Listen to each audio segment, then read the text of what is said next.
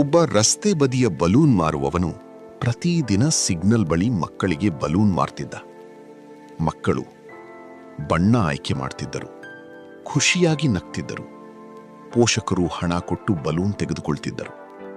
ಆದರೆ ಆ ಬಲೂನ್ ಮಾರುವವನ ಸ್ವಂತ ಮಗಳು ಮಾತ್ರ ಯಾವತ್ತೂ ಬಲೂನ್ ಕೇಳಿರಲಿಲ್ಲ. ಒಂದು ದಿನ ಸಿಗ್ನಲ್ ಬಳಿ ಜೋರಾಗಿ ಮಳೆ ಶುರುವಾಯಿತು. ಕಾರ್ಸ್ ಗ್ಲಾಸ್ ಕ್ಲೋಸ್ ಆಗಿಬಿಟ್ಟವು. ಜನ ಎಲ್ಲರೂ ಬಿಸಿ. ಆ ಬಲೂನ್ ಮಾರುವವನು ಸಂಪೂರ್ಣ ಒದ್ದೆಯಾಗಿದ್ದರೂ ತನ್ನ ಬಲೂನ್ಗಳನ್ನು ಮಳೆಯಿಂದ ಕಾಪಾಡ್ತಿದ್ದ. ಯಾಕಂದ್ರೆ ಅದೇ ದಿನ ಅವನ ಮಗಳ ಸ್ಕೂಲ್ ಫೀಸ್ ಕೊನೆಯ ದಿನ. ರಾತ್ರಿ ಮನೆಗೆ ಬಂದಾಗ ಚಿಕ್ಕ ಮಗಳು ಕ್ವಯಟ್ಲಿ ಸ್ಕೂಲ್ ಬ್ಯಾಗ್ ಮರೆ ಮಾಡಿಕೊಂಡಿದ್ದಳು. ತಂದೆ ಕೇಳಿದ, ಏನಾಯ್ತು ಮಗ?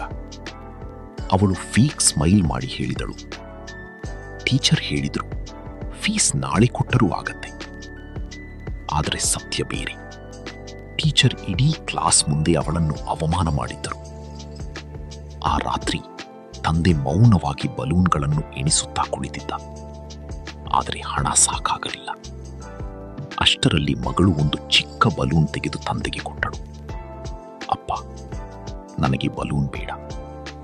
ನೀನು ದುಃಖವಾಗಿದ್ದಾಗ ಸ್ಮೈಲ್ ಮಾಡಕ್ಕೆ ಇದನ್ನು ಇಟ್ಕೋ. ತಂದೆ ತಕ್ಷಣ ಮುಖ ತಿರುಗಿಸಿಕೊಂಡು ಅತ್ತ. ಮುಂದಿನ ಬೆಳಗ್ಗೆ ಅವನು ಡಬಲ್ ವರ್ಕ್ ಮಾಡ್ತಿದ್ದ. ಸಿಗ್ನಲ್ ಗ್ರೀನ್ ಆದರೂ ಕಾರ್ಸ್ ಹಿಂದೆ ಓಡ್ತಿದ್ದ. ಬಿಸಿಲು, ಬೆವರು, ಹಸಿವು.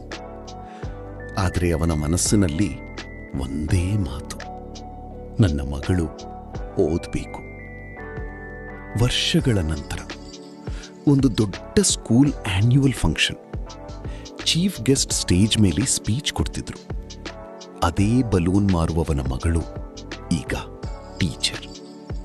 ಅವಳು ಸ್ಟೇಜ್ನಿಂದ ತನ್ನ ತಂದೆಯನ್ನ ಕರೆದು ಹೇಳಿದಳು, ಜನ ನನ್ನಪ್ಪ ಬಲೂನ್ ಮಾರ್ತಿದ್ದಾನೆ ಅಂದ್ಕೊಂಡ್ರು. ಆದರೆ ಅವರು ನನ್ನ ಕನಸುಗಳನ್ನು ಹಾರಿಸುತ್ತಿದ್ರು. ಇಡೀ ಹಾಲ್ ಸ್ಟ್ಯಾಂಡಿಂಗ್ ಓವೇಷನ್ ಕೊಟ್ಟಿತು. ಹಳೆಯ ಬಲೂನ್ ಮಾರುವವನು ಕಣ್ಣೀರು ಒರೆಸುತ್ತಾ ಆಕಾಶದ ಕಡೆ ನೋಡಿದ.